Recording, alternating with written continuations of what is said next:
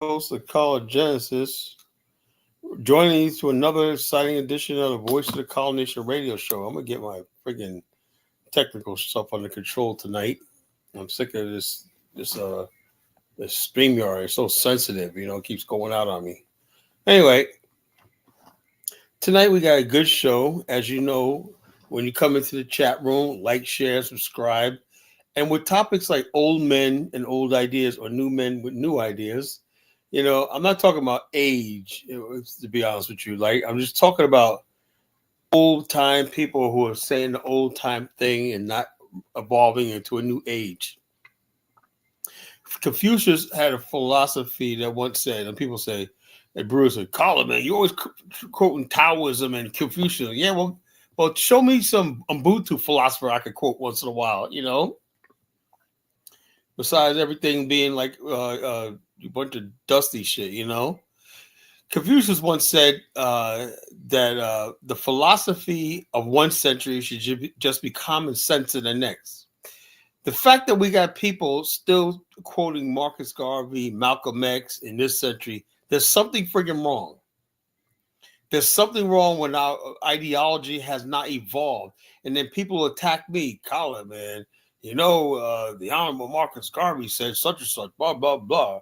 The Honorable Malcolm X said, blah, blah, blah. Martin Luther King said this, Colin. How dare you stray away from the pablum that's been laid for you, Colin? How dare you have a mind of your own, Colin? How dare you come up with new ideas and the new approaches to life and everything like that? How dare you see things from the prism of reality in the modern world and change and adapt to meet this situation? How dare you do all that?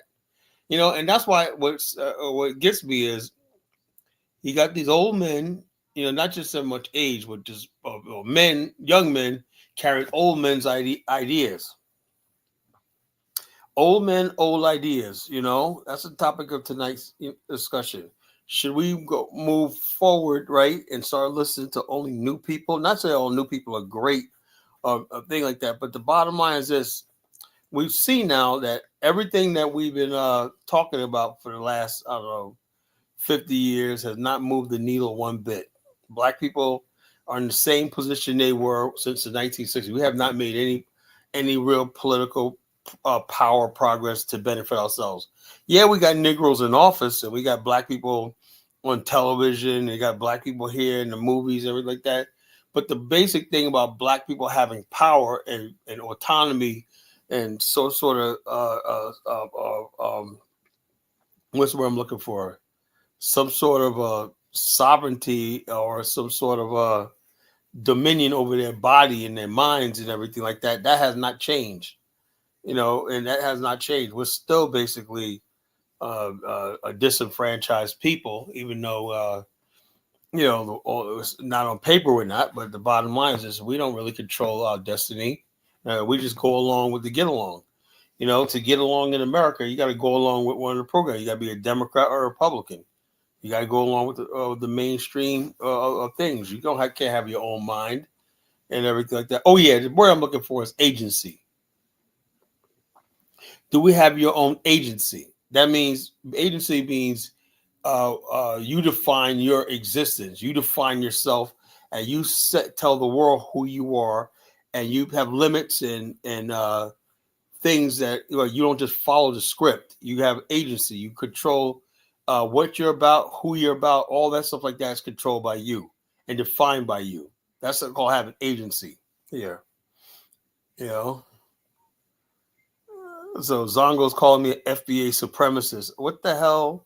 How am I FBA and how am I supremacist? But that's Zongo Bongo and not, the goofball from Cameroon, I am from Cameroon, Chuko, black people aren't a stole. Shut the hell up, Chuko. We don't need your stupid. This guy Chuko's had to be the dumbest person on. And Chuko, I look back at the show from the other night, man. Jonathan friggin' destroyed you, bro. I'm surprised you even show your face again after that shit, man. Yeah, oh my God, man. He destroyed everything about you. Your culture, the Igbos. He made you guys look stupid. You have nothing to say about anything after that shit, man. I don't know how you even show your face after that shit. Black Americans, no matter what we are, we're still superior to everybody else. We're still the number one black people on the planet. By far, it's not even a comparison. We're still the most advanced group of black people on the planet. We have more money, more wealth. We live longer. We're better looking. We're everything. We have everything you guys want and jealous of. So we have more fame, more popularity. We have everything, more education. We have everything. We produce all the inventors, scientists. We produce everything. We produce the top entertainers. Everything comes through us, So you can talk about Black America all you want. It's better to be Black American than anything else. I'm telling you right now. So Judah's from Cameroon. Judah, yeah, I'm having the Judah, whatever his name is, Judah. That's why I say you get these goofballs online and whatnot. Everybody, Judah lives in Utah somewhere, right? He's a Cameroonian refugee, and he dreams about a Judah empire. He's returning back to his Judah land in Cameroon. He's going to build a Judah empire and whatnot. These guys have this fantasy about rebuilding their shithole when they go back to Africa.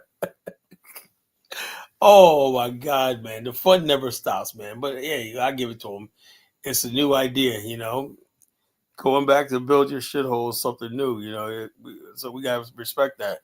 It's better than people like Mike Olawale, who spend the rest of his life in America talking about America wants him here, when he should be back home building his own thing. Oh, Chupo, man. Why are you going to talk about Jonathan's father like that? God damn. He was just basically, yeah. If you're looking for last night, the last show we did, my God, that was a friggin' meltdown. I mean, Chupo, I don't know how you came back at that, He said his father left for a pack of cigarettes before he was born and never came back. Damn, that's really bad, man. That's really stereotypical too,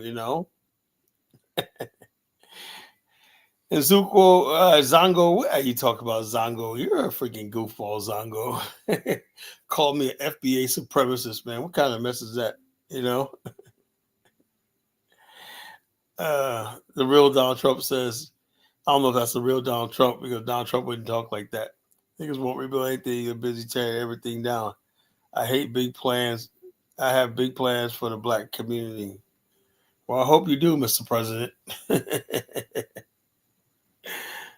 Yeah, so the fun never ends with this shit, man. The fun never stops, So tonight we're just basically talking about how do we get rid of the old and bring in the new. Should we be still listening to people like Minister Farrakhan, at this date and time? Should we basically be listening to even Umar Johnson, though he's not old, but he's spouting stuff from like Umar Johnson is like Umar, dude, this is 2024. Please give 1965 the decade back. He's FMG, Frederick Douglass, Marcus Garvey, for School for Boys.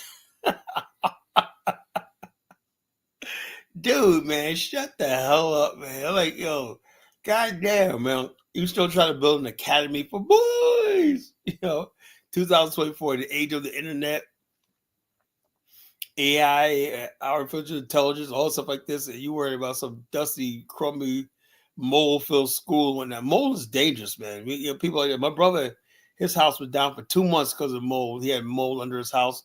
He had to take up the floors. And his house, I haven't been over his house in 2 months because they had to tear the floors up and everything. But I'm hearing Umar School has mold in it. And no one should be going anywhere near mold. Mold will kill you. Mold's dangerous. Mold will make you sick. It'll kill you,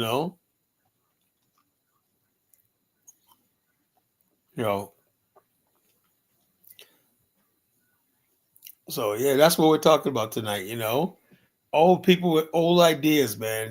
Jews. Look, we're gonna talk about some old ideas that are antiquated, Let's see. Chuko says, Car, are you cutting the branch that you're sitting on by talking about old men? Shut up, Chuko. You're a freaking moron, I'm no spring chicken. Yeah, I'm not saying I'm a spring chicken, but if you understand the collagenesis, my ideas are always transforming, evolving, and ever cutting edge, I basically, when I came out, I challenged all the existing Pan-Africanists and ideologies and dogmas. If you study the College Genesis, you understand. Even though I'm older, I'm not young, I'm not a kid anymore, but my ideas are always youthful and exploratory and stuff like that. I do have a core value system, but I basically don't friggin' sit back and thing. Say certain G says certain traditional ways still work. Like what, G? What, G? What, G? What are you talking about? What context does it work? You know, what do you, like the black political party that we don't have? We're not, oh, that just we just run up there and give our votes for Democrats every 4 years and get nothing in return. How we basically black people are basically went out there and still voted for Kamala, which they were basically went out voting for their own replacement and their own extermination, because that's exactly what she was planning on doing by bringing these illegals here. Had she won, so black people voting for getting taxed to death to feed illegals in hotels in New York and Chicago and everything like that. That's what we're voting for. Those are the good old ideas that we got to keep it. Just follow lockstep with Democrats and if somebody that's on television tell you to do. That's what we've been doing for a long time. It's like, Colin, how dare you talk to an elder, Colin, man? He has gray hair on his head, He has gray hair on his head. Don't talk to an elder, Colin. Oh, Colin, man, this guy lived in the 1960s. He's in black and white, It's like black people have this thing where if you saw somebody in black and white from the 1960s, you automatically assume that guy is some bad revolutionary. A lot of these guys were just, they were clowns like you are, They were clowns like you are. They just happen to get press releases and get stuff in the newspaper, and that's why you know them. But a lot of these guys back in the days, man, some of them had some good stuff to say, like Stokely Carmichael. But really, let's be honest with ourselves. Stokely Carmichael was a clown. H. Mark Brown was a clown, and a lot of people in the Black Panther Party were nothing but clowns, I'm going to tell you like it is. The only person I'll tell you like that is College Genesis, because I don't give a damn anymore. I don't care if you hate me and whatnot. I'm going to tell it like it is. I'm telling the truth. We really never had real leaders in our community. We never had real ideas. People just regurgitate the same old talking points year after year, and nothing, not a goddamn thing ever changes or gets done. And the bottom line, the youth don't listen to you. The thugs don't let you in the streets. Our streets are more dangerous and everything like that. There's a divide between black men and black women. All the stuff we talk about, nothing freaking worked. Now Baruti wants to come to me with this Ubuntu stuff like it's going to freaking do something. Please stop it. Stop it. I'm sick of the kumbaya nonsense and everything. That's another thing. These old dudes talking about kumbaya, Kala. We got to do Ubuntu. That's going to give us a good feeling among ourselves and everything, Baruti says, Baruti says, Kala, just an observation. Never been an ethnic cheerleader. Don't brag on America. Look, I am going to keep bragging about my people, Black America, right? The same way these dusty Nigerians come in here bragging about what they doing, what they're not doing. But every little thing, they basically blow themselves out of proportion, like they're doing so much and everything, and throw it in our face and everything. So why can't I brag about my people? I don't really give a damn, yeah, Michael Olawale, you're definitely a clown, Mike, I agree with you, Carla.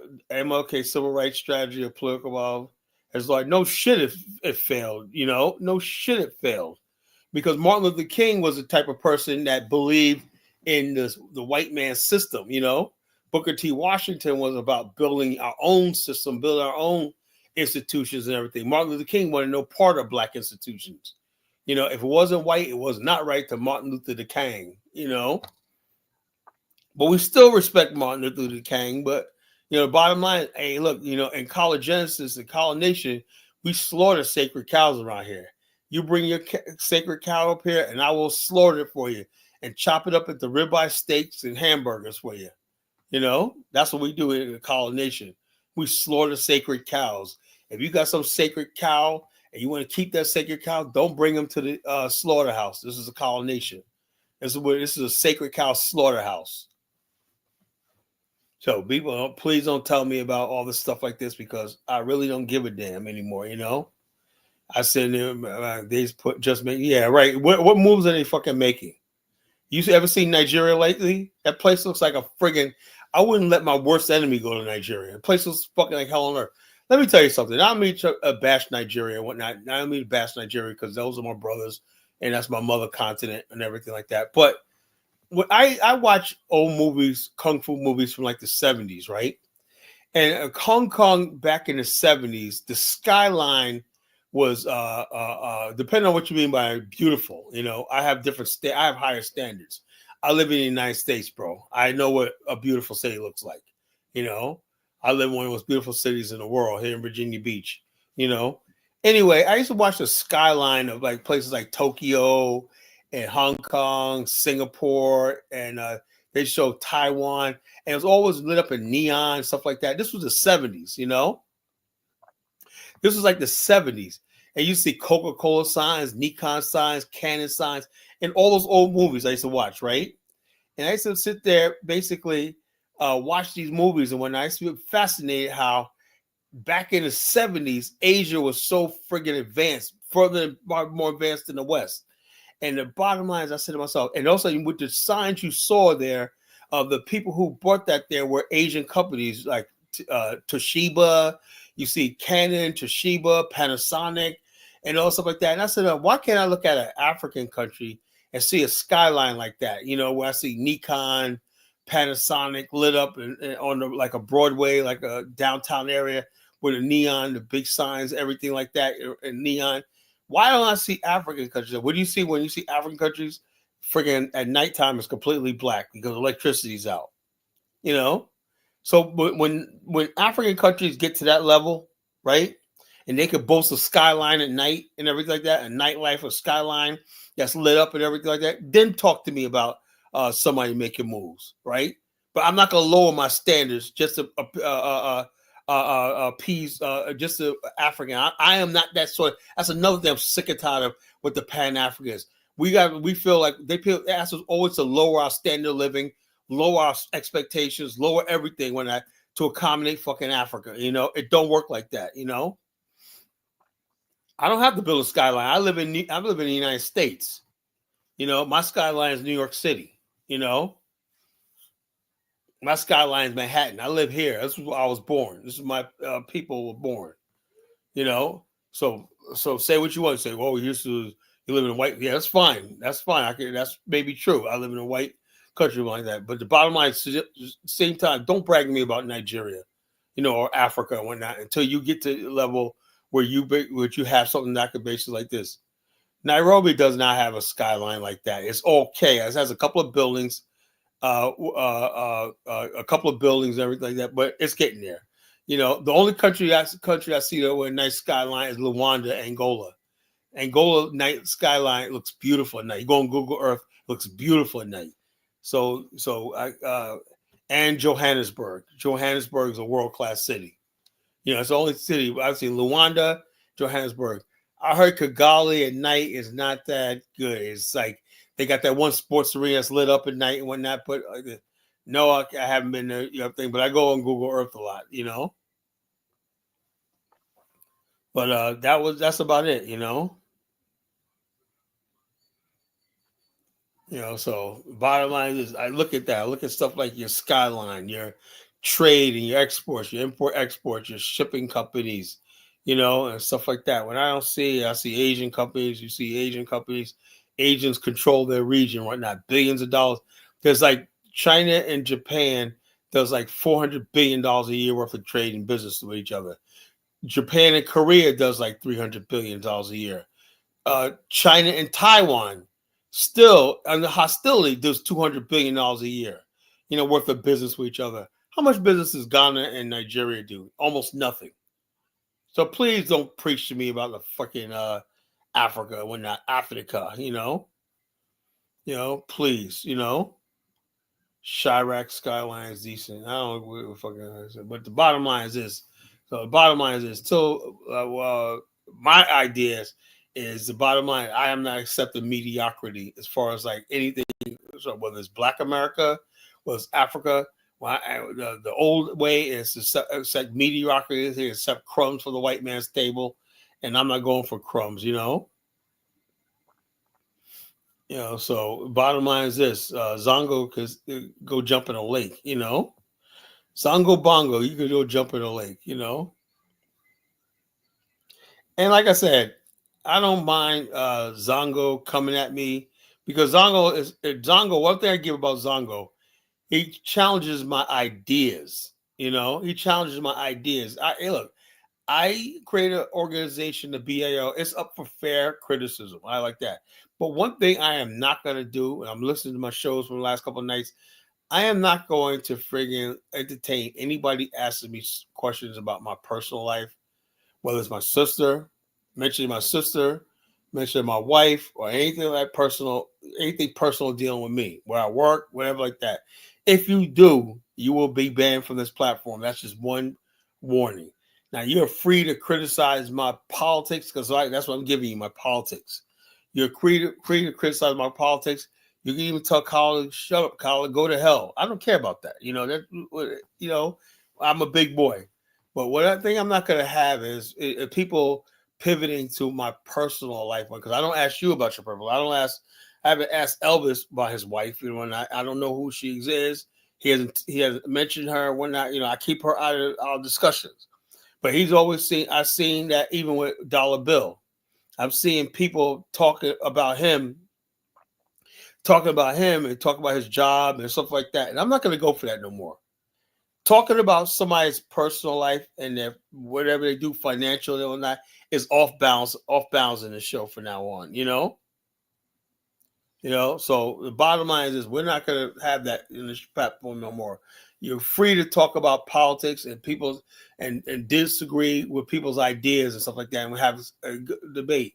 But personal attacks from now on, we're not going to be tolerated. That goes for anybody. That's anybody, even people that I like. No more personal attack. No more talking about people's mother. No more talking about people's family. None of that. That's off limits from now on. I'm gonna give everybody a warning. Before I implement this, because I don't want to see that no more. Because I'm looking to the show, and I'm like, and I'm like, wow, because Frenchie inboxed me, comment said, "Kyle, that's how you let that go on." And she's right. I'll do let a lot of stuff go on because I don't really. I just when people are debating, when I just sit back and I'm like, well, whatever, I'll let it go. But I got to start moderating some of these discussions and everything like that because. I'm turning off a lot of our members and stuff like that, loyal followers, with some of the discourse that be on this platform, this page,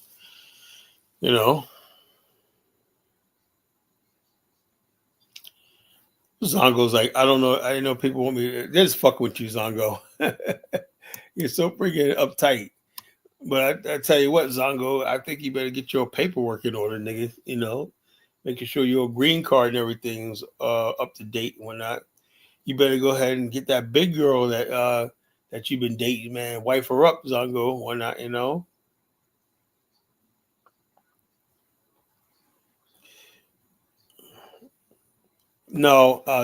no. Chukwo, you are not African American. No, you are not. You and Zongo are not African American. The only African Americans are the slave descendants in America, whatnot, that have an African story. You guys are African or Nigerian and Ghanaian refugees seeking refuge in America. The African story began in the transatlantic slave trade. That's America's African story. You don't have a story in America, Chukwo. So how can you be African American? No, that doesn't mean just being from Africa don't make you African American. Being a victim of the transatlantic slave trade, the original story of Africa and America was the slave trade. That's the original story of a thing. And the culture that came out of that, the culture, everything from gospel to jazz, everything like that is the African story in America. America produced rock and roll. All that came out of the African story of America. America has an African story. And that's where that came from. These people that came over recently are nothing but hungry refugees. They're not African Americans. The Mike Olawale is a Nigerian. He's not even a Nigerian American. Just a Nigerian that lives in America. Same thing with Zongo. Zongo is just basically a Zongo was just a friggin' Ghanaian, whatever the hell he is. I was Chuko says I was born in Africa, whatever the hell Chuko's saying. I was born in Africa, and America was born abroad. American, but dude, man, Chuko, you're not African American. The group known as African Americans are descendants of the transatlantic slave trade. We do not want you. We don't want you identifying with us. We do not want you at all. You're not one of us. You know, you're not one of us. You're just a friggin' pain in the ass migrant. You know.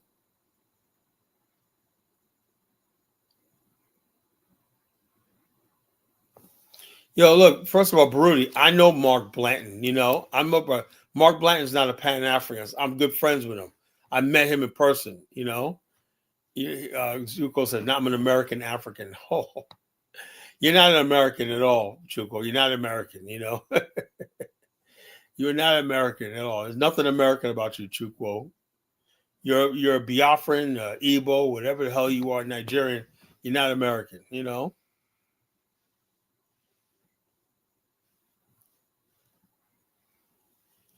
Zongo says we could use it to term African. Good try, you know.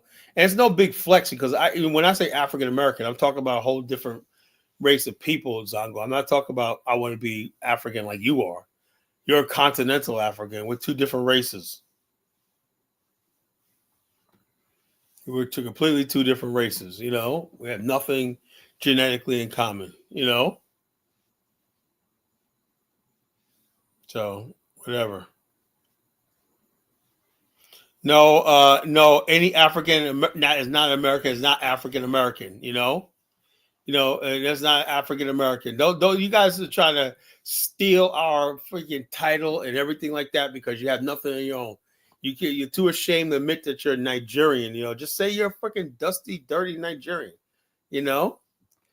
So bottom line is, and those people who don't want to identify as African American, hey, look, Jay Sanders, go right there, and don't have to turn in your African American card and basically be done with it. I don't care about you. We don't need you. All I know is 50 million of us, and 50 million of us say we're African American. That's our heritage. That's what we thing, you know. I said Trick Daddy. Now you're gonna talk about Trick Daddy, a friggin' illiterate from Miami. A friggin' illiterate from Miami talking about he's African American. I don't care what Trick Daddy says.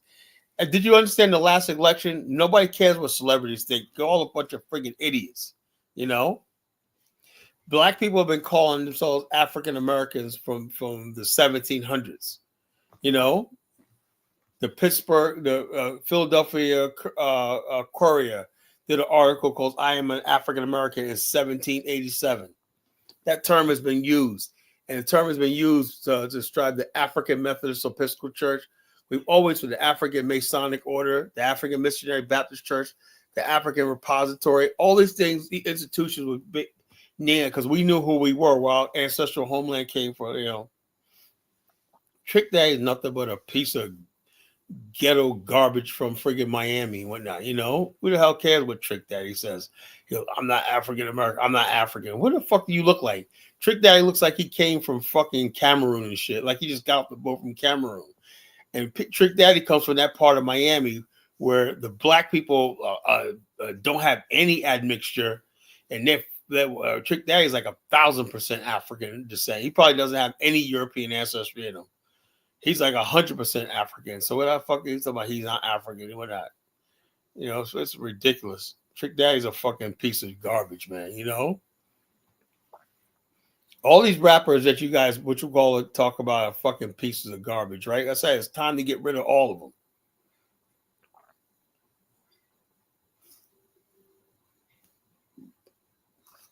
With that being said, I'm gonna open up the chat room.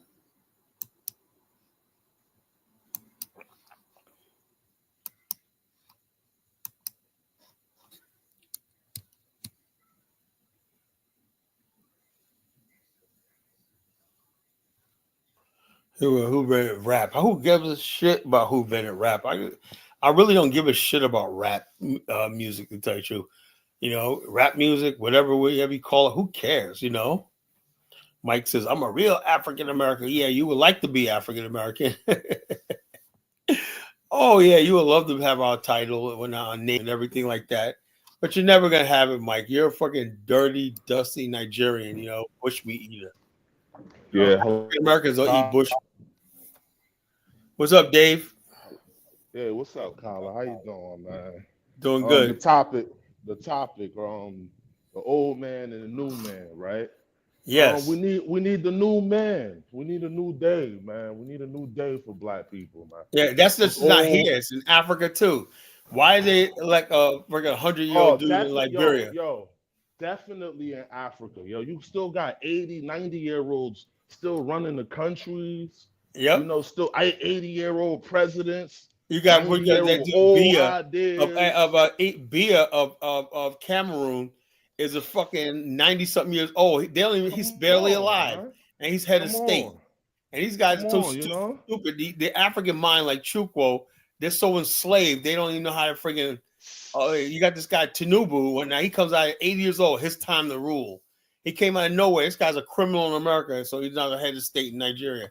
So bottom line, it could be why, because there's this thing that all black people, dumb black people, both here in Africa, they think just because somebody's old, that means they got a lot of knowledge and Yeah, they they meant got to rule. and it's old ideas, like old, backdated, outdated ideas, and we need new When ideas. We need Liberia rejected Cummings, right? That was that guy right there. Would you know what Liberia be right now? yeah, I mean, Cummings would but have won. yeah, I know Alexander Cummings. Yeah, I know Yeah, Alexander Cummings. Yeah, but they just like these old ideas. It's the old guard. I call it. You call it the new. You call it the new man and the old man. I call it the old guard and the new guard. You know what I mean? It's no young. It's no young for even like I say, even in America, Africa is just old ideas. We got old leaders. yeah, Even in just like in America, Black America, right? we got Tell me old. We why still got John Al Lewis, Sharp. We still John got Al Lewis Sharpton running won't get off the say Al around. Sharpton won't go away. Yeah, nobody These wants to guys is go like, away. dude, man, they'll go to their grave, like, like, dude, give it a rest. These motherfuckers will freaking be marching and talking until they fucking in their grave. Look at John Lewis or not. Yeah, man. Like, Yeah. goddamn, man, you gotta be 100 years old when Oh, that James, still James talking. Clyburn. We still got James Clyburn. James Come Clyburn is on, like come 80 on, something years old, man. come Dude, man, on, bro. stop. Come Leave it, on. leave it alone. Leave us alone. Leave the community And alone. the white man knows that all he have to do is get with these old ass Negroes and you'll fall right in line. Yup. And they control us, and they control us, control our voting blocks, how we vote, how we do things. Like get these guys out of the way. Yep, that's what it is, man. you know, Old man equal old ideas. yeah, And like I said, it's really hurt. It's really hurting Africa because it's like, damn, like you have no new ideas. These guys still want to bring back the old days, still want to bring back the old village days and stuff. No new ideas, like no innovation. Right. you know, it's like And that's what you it's what you call what you call and they always say elders. Look, let me tell you something, brother Prince. nah. There's a difference between elders and olders, right? An elder is somebody basically, like, let me give you an example. My big homie in the BA area, my guy Ronald, right? He lives in my area right here. Now he's like 75, right? He got me like 20 years, right? He's like my big homie, right? And he comes by my office and we go with BAL stuff, whatnot, right? Although he's my elder and my senior, whatnot, he lets me lead. He goes, "You're the leader, man. Yeah. You're the leader. You got the knowledge. You're it. But he says like this. He goes, look, I just follow you, Kala. He goes, you're the leader, whatever like that. That's respect. But Yeah. but you got other people. Now he's an elder. He knows when his time. He says, my time is done. I'm just saying, I'm my 70s, whatnot. I'm retired. Mm-hmm. I'm just trying to live my life. Whatnot. He goes to Ghana once a year, whatnot. Yeah. And so basically, he's like, I just do my thing, whatever like that. And he listens to all these shows. He goes listen to my shows, and he always keeps me informed of what's going on. He mines the internet for me. The other group, BAO group, talking shit, man. He reports back to me. Yeah. But the bottom line is, he's a soldier for me. And so, but the bottom line, he's older than me. He's my elder, but And that then don't mean that basically I like, because he gives me a lot of, because sometimes he'll check me. He'll be like, he's my no man. He'll tell me, no, Collar. You know, that's not right. Hey, as an older brother, Yeah, you know what I'm yeah. saying? He's still letting you But do Khaled, your you're right. thing, You're right. but Not just every old man is. nah, that I don't think you should do that, or you Yeah, still, he'll tell you, nah, that's right, Colin. Whatnot, that's not right. Just like that. He comes. We go out to dinner. What we do is we go. We always make it a point. Matter of fact, I'm gonna give him a call this week. We always go out to a black-owned restaurant in the area right here. We always make a thing where we're gonna spend our money in a black-owned establishment. We got nice black yeah. restaurants where I live at. And we go Mhm. spend our money with black-owned businesses and whatnot. But Like not that. not And talk about BAL business and whatnot. He's the one Kala, that made me. He's the one that made me get the BAL so trademark. Kala, Kala, Oh, you know what I believe? what do you If believe, you're Mike? not if you're not a citizen of any African country, right? You're not an African. That's what I uh-huh. believe. Now, Mike. Let me tell you something, Oh Mike. hold God. on You're now, an hold on. illiterate. You're a Let me land the moron. statement though. Calm down, calm Mike, down. Mike. Let me tell you something, Mike. Wait, Calm, Mike. Mike. Let me but tell you something, Mike. let me land my statement though, man. Mike. You give me a chance to finish my statement.